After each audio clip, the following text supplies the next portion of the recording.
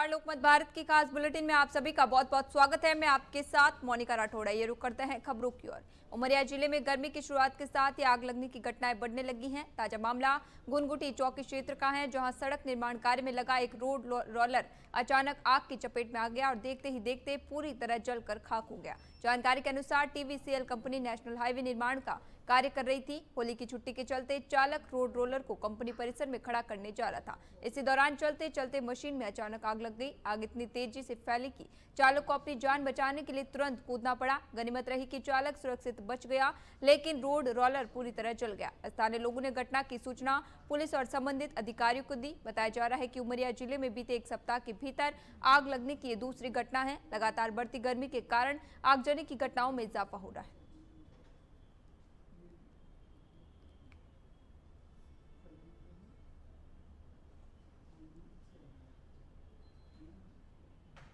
मुख्यमंत्री डॉक्टर मोहन यादव ने कुनो national park में कुनो नदी किनारे आयोजित कार्यक्रम में 53 घड़ियाल और 25 कछुओं को नदी में छोड़ा। ये कार्यक्रम राष्ट्रीय चंबल अभ्यारण्य के तत्वाधान में हुआ है। छोड़े गए 53 घड़ियाल में 28 नर और 25 मादाएं शामिल हैं, जबकि 25 कछुए 3 स्ट्राइप्ड रूफ टर्टल प्रजाति के हैं। मुख्यमंत्री ने कहा कि घड़ियाल और कछुओं का संरक्षण पर्यावरण संतुलन के लिए आवश्यक है तथा राज्य सरकार विलुप्त प्राय प्रजातियों के संरक्षण के लिए प्रतिबद्ध है। उन्होंने बताया कि कुनो में प्रधानमंत्री नरेंद्र मोदी की पहल से शुरू हुआ चीता प्रोजेक्ट भी सफलतापूर्वक आगे बढ़ रहा है और हाल ही में 9 चीतों के आने की संख्या बढ़कर 48 हो गई है। कार्यक्रम में भाजपा प्रदेश अध्यक्ष हेमंत खंडेलवाल भी उपस्थित रहे।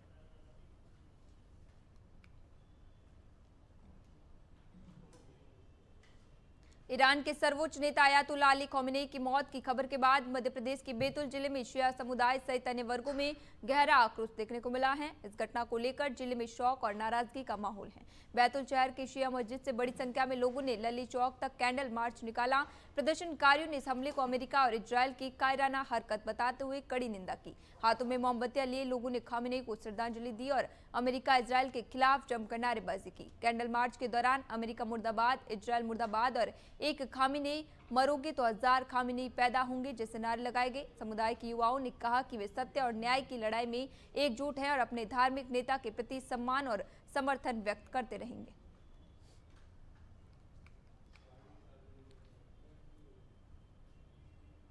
ये आज हमारे ईरान के जो हजरत खमेनी साहब को जो शहीद किया गया है, उसके गम में और जो अमेरिका और इजराइल के जो खिलाफ में हम लोगों ने एक शांति मार्च निकाल के, कैंडल मार्च निकाल के यहाँ शहीद स्मारक पे आए और उनको हम अपनी खिराज अकीदत पेश की और अल्लाह से दुआ है कि उनको शहीदी का दर्जा अता फरमाए और बाकी सब उनके जो मानने वाले हैं उनको सब्र जमील अता फरमाए।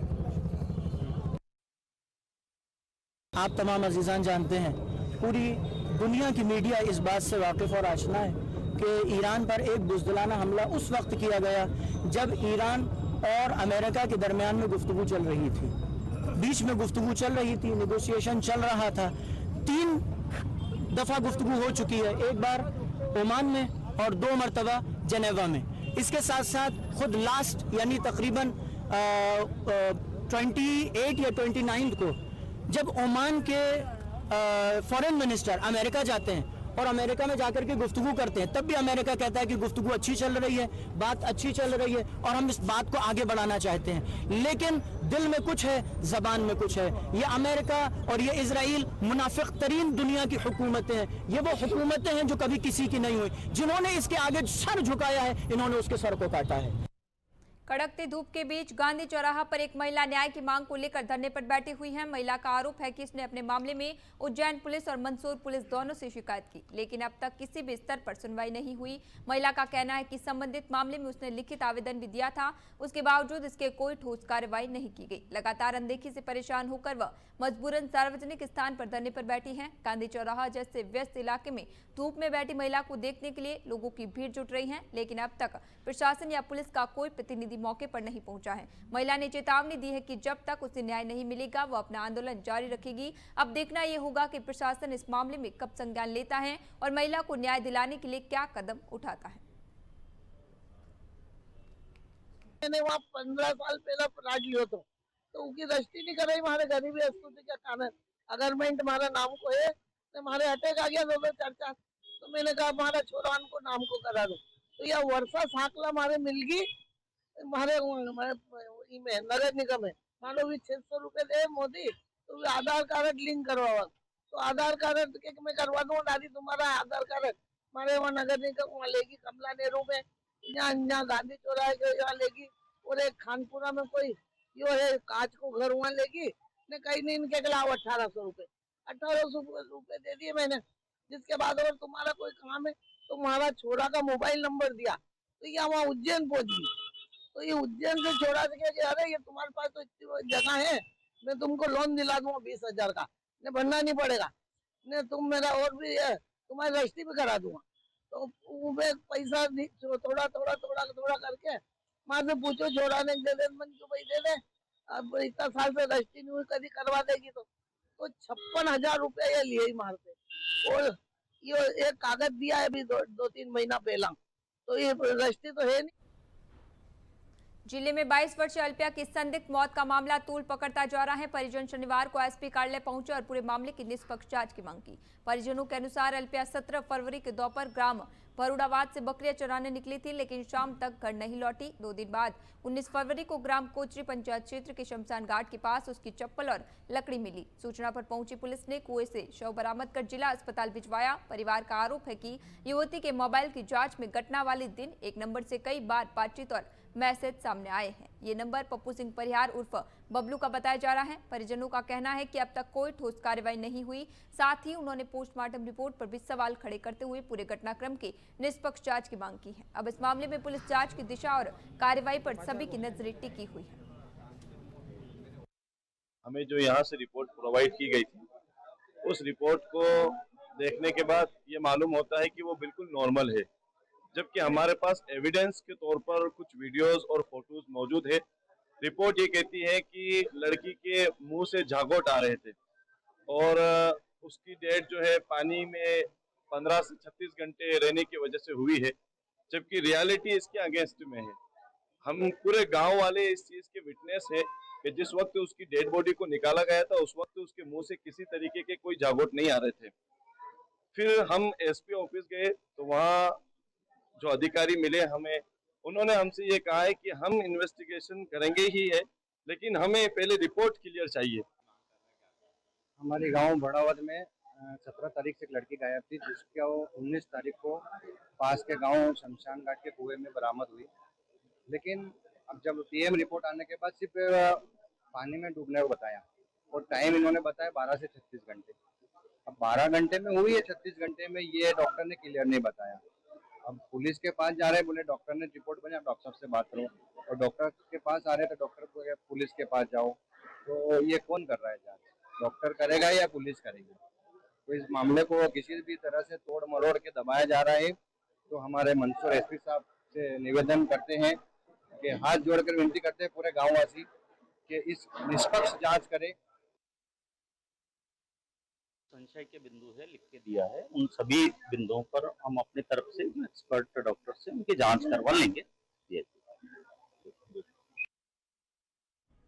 कैलाशपुरी मोहल्ले में आयोजित गृह प्रवेश कार्यक्रम के दौरान भाजपा SC/ST प्रकोष्ठ के प्रदेश मंत्री सीताराम साकेत के घर पर माइक से हिंदू देवी देवताओं पर कथित अभद्र टिप्पणी का मामला सामने आया। घटना के बाद भाजपा नेता ने इसे बड़ी चूक मानते हुए सार्वजनिक रूप से माफी मांगी। उन्होंने कहा कि उनकी गैर मौजूदगी में एक बौद्ध भिक्षु द्वारा की गई टिप्पणी से वे शर्मिंदा हैं और उनकी मंशा किसी धर्म की भावनाएं आहत करने की नहीं थी। उन्होंने स्वयं को हिंदू देवी देवताओं का उपासक बताते हुए सामाजिक समरसता बनाए रखने की प्रतिबद्धता दोहराई। लगभग 30 वर्षों से भारतीय जनता पार्टी से जुड़े नेता ने कहा कि अज्ञात वश हुई भूल के लिए वे क्षमा प्रार्थी हैं। संबंधित भिक्षु ने भी सार्वजनिक रूप से माफी मांगी है।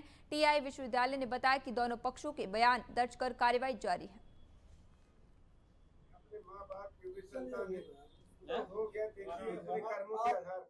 भगवान बुद्ध कौन है मालूम है?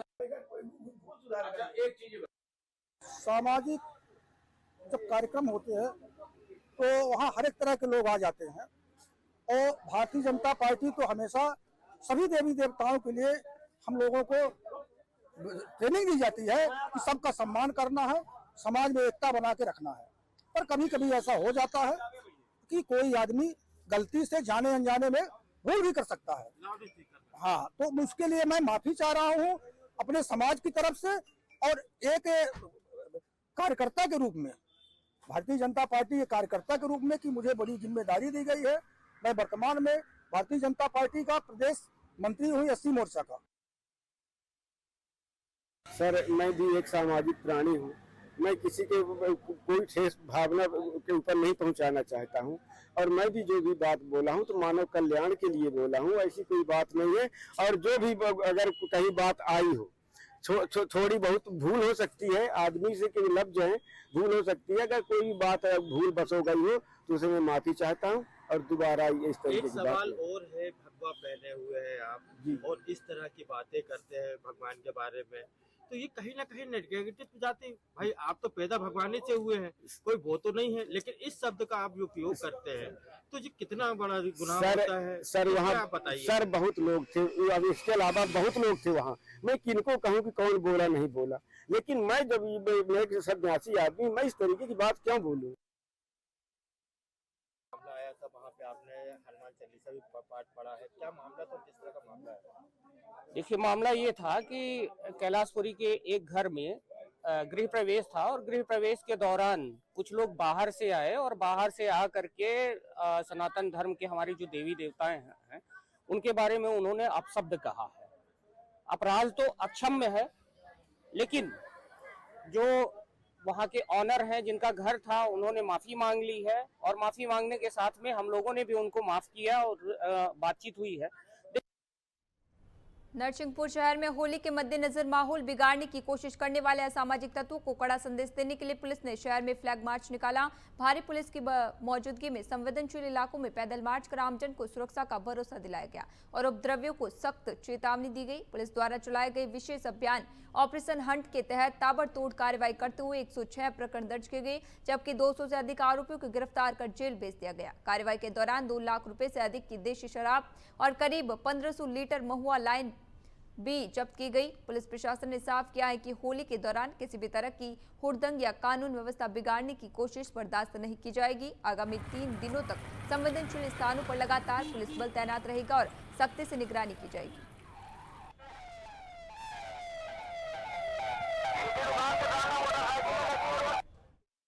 जैसा कि आपको सबको विदित है कि नरसिंहपुर पुलिस अपराध के नियंत्रण और एक शांति व्यवस्था बनाने के लिए प्रतिबद्ध है। और जैसा कि होली का एक त्यौहार है जो धूमधाम से मनाया जाता है, उसके संदेश में सभी लोग होली अच्छे से मना पाए, इसी के लिए फ्लैग मार्च सभी जगह निकाला जा रहा है। सभी बड़े कस्बे हैं, चाहे गोटेगांव हो, चाहे नरसिंहपुर, करेली, गाडरवाड़ा, तेंदुखेड़ा, इसके तहत सभी दूर फ्लैग मार्च निकाला जा रहा है। और इसके लिए व्यवस्था सभी दूर चेकिंग लगाई गई है, और ख़ास तौर से होली को ध्यान में रखते हुए ब्रेथ एनालाइजर का उपयोग करते हुए सबकी चेकिंग करेंगे होली के दिन, और इसके लिए पर्याप्त व्यवस्था करी गई है।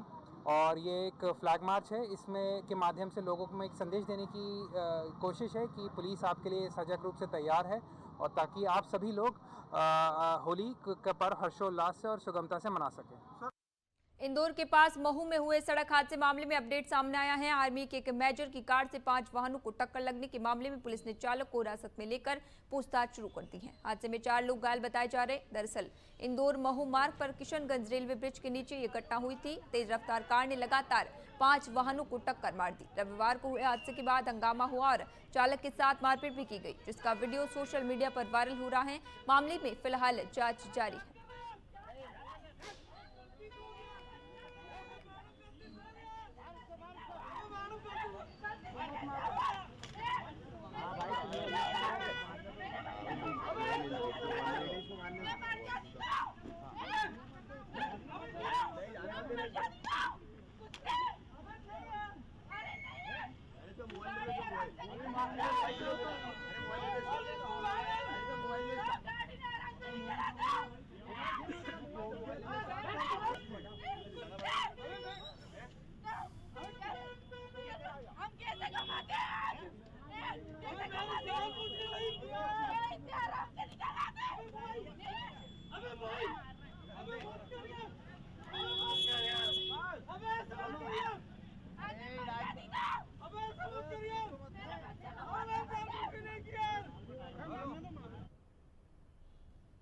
बुरहानपुर जिले के शनवारा चौराहे पर आज सुबह एक बड़ा हादसा हो गया। व्यस्ततम क्षेत्रों में से शनवारा चौराहे पर एक अज्ञात ट्रक चालक ने बीच सड़क पर बने सिग्नल के चबूतरे को टक्कर मारकर तोड़ दिया।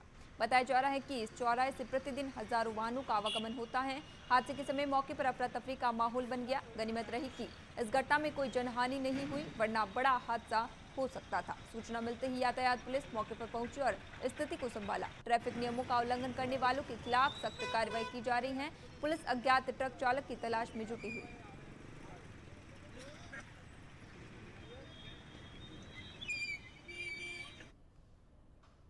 ईरान में हालिया हमलों के बाद बड़े तनाव के बीच शिया समुदाय के सर्वोच्च धार्मिक नेता अली खामेनी के निधन की खबरों से मध्य प्रदेश के इंदौर शहर में शोक की लहर फैल गई। शहर के कागदीपुरा क्षेत्र में शिया मुस्लिम समाज के लोग बड़ी संख्या में एकत्रित हुए और मस्जिद के बाहर श्रद्धांजलि सभा आयोजित की। समाजजनों ने काली पट्टी बांधकर और मोमबत्तियां जलाकर अपना दुख व्यक्त किया। इसी दौरान रहबर खामेनी को श्रद्धांजलि अर्पित करते हुए उनके बताए मार्ग पर चलने का संकल्प लिया गया। समाज के पदाधिकारियों ने इस घटना को पूरी उम्मत के लिए अपुण्य क्षति बताया। कार्यक्रम के दौरान शांति और एकता बनाए रखने की अपील की गई। सुरक्षा व्यवस्था के तहत पुलिस बल भी तैनात रहा और पूरा आयोजन शांतिपूर्वक संपन्न हुआ।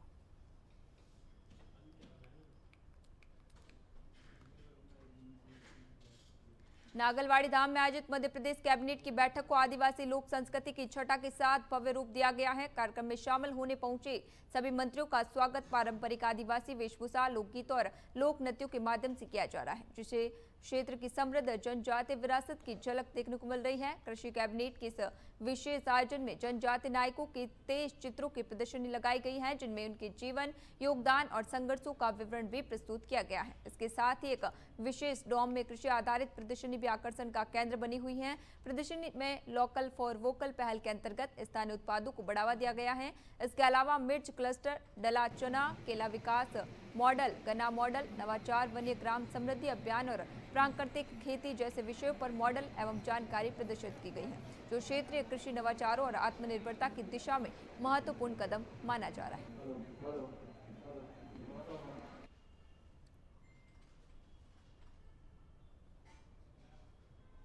मध्य प्रदेश के जननायक डॉक्टर मोहन यादव जी एक कृषि को लेकर काफ़ी विचार करते हैं और कृषि कैबिनेट हमारे बड़वानी जिले के इस नागरवाड़ी धाम में हो रही है और ये हम सबका सौभाग्य है।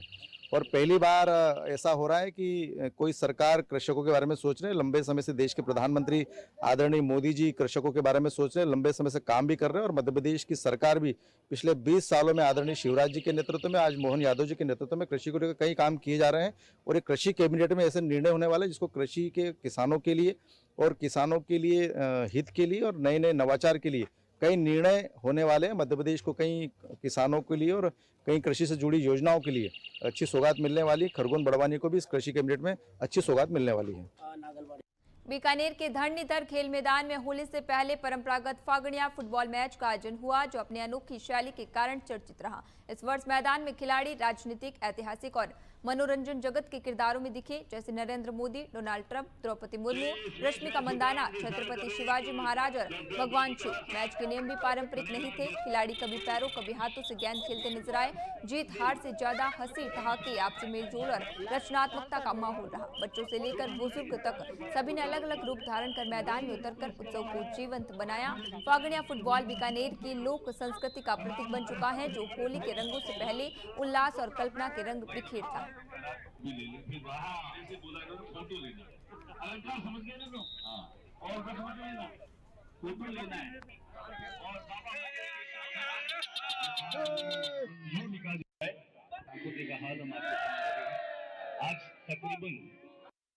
मैं फागड़ी फुटबॉल में अभी मर्दानी बीकानेर को सभी को शुभकामनाएं देता हूँ। ये मर्दों का शहर है, फागड़िया गुलाबी शहर है। मुझे आमंत्रण मिला है, आप सब प्रेम पूर्वक खेले, भाईचारे से खेले। मैं अगली बार फिर आऊंगा आपके मंच में और भारत के विकास के साथ बीकानेर का विकास में कोई कसर नहीं छोड़ूंगा।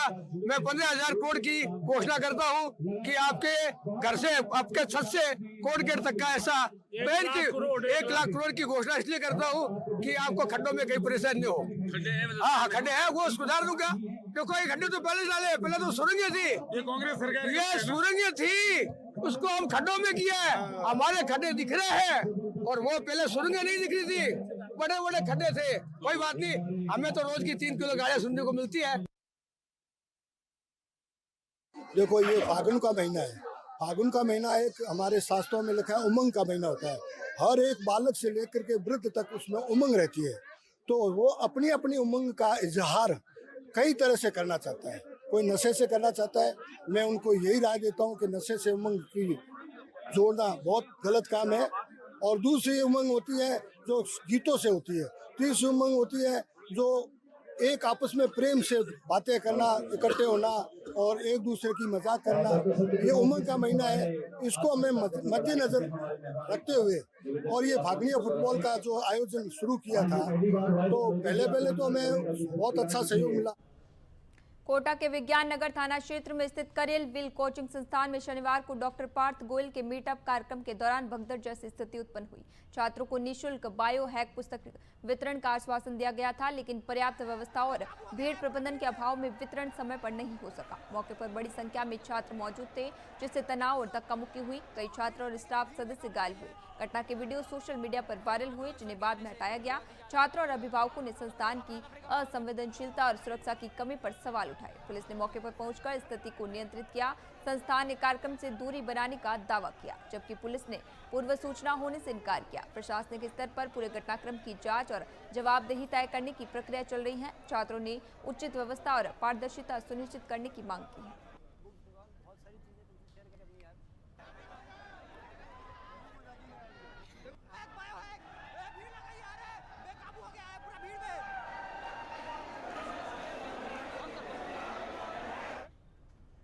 जयपुर एसीबी की टीम ने सीकर में एक बड़े भ्रष्टाचार प्रकरण का पर्दाफाश किया। आरोपी उत्तम पांडे ने खुद को ईडी का सीनियर हेड कांस्टेबल बताकर एक चार्टर्ड अकाउंटेंट से 15 लाख रुपए की घूस की मांग की। शिकायत मिलने पर एसीबी ने जाल बिछाया और जैसे ही आरोपी ने 13 लाख रुपए की रकम ली, उसे रंगे हाथों गिरफ्तार कर लिया गया। कार्यवाही डीसीपी डीएसपी विजय सिंह ने अंजाम दिया, जबकि इसे डीआईजी अनिल कयाल की निगरानी में और डीजी गोविंद गुप्ता व एडीजी स्मिता श्रीवास्तव के निर्देश पर किया गया। एसीबी फिलहाल आरोपी से गहन पूछताछ कर रही है और जांच कर रही है कि उसका ईडी से कोई वास्तविक संबंध है या वह फर्जी तरीके से वसूली कर रहा था। ये गिरफ्तारी राज्य में भ्रष्टाचार रोकने के एहतियाती कदमों को दर्शाती है और इस मामले में आगे और बड़े खुलासे होने की संभावना जताई जा रही है।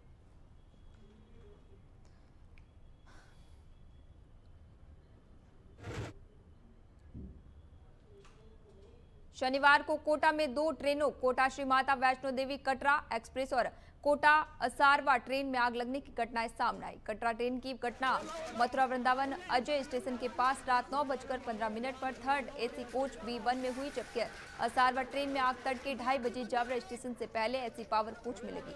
यात्रियों के अनुसार आग का कारण संभवतः ब्रेक जाम होने से पहियों में घर्षण था। कटरा ट्रेन की आग बुझाने में लगभग 15 सिलेंडर इस्तेमाल हुए, जबकि असारवा में केवल 1 सिलेंडर लगा। धुआं और आग के कारण यात्रियों में डर फैल गया और ट्रेन रोकने के बाद कई यात्री कूद से कूदे। समय रहते आग पर काबू पाने से बड़ी दुर्घटना टली।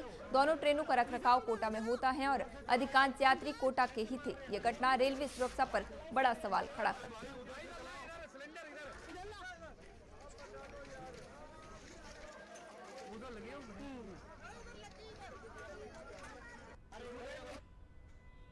अभी के लिए फिलहाल इतना ही। तब तक के लिए बने रहिए लोकमत भारत के साथ।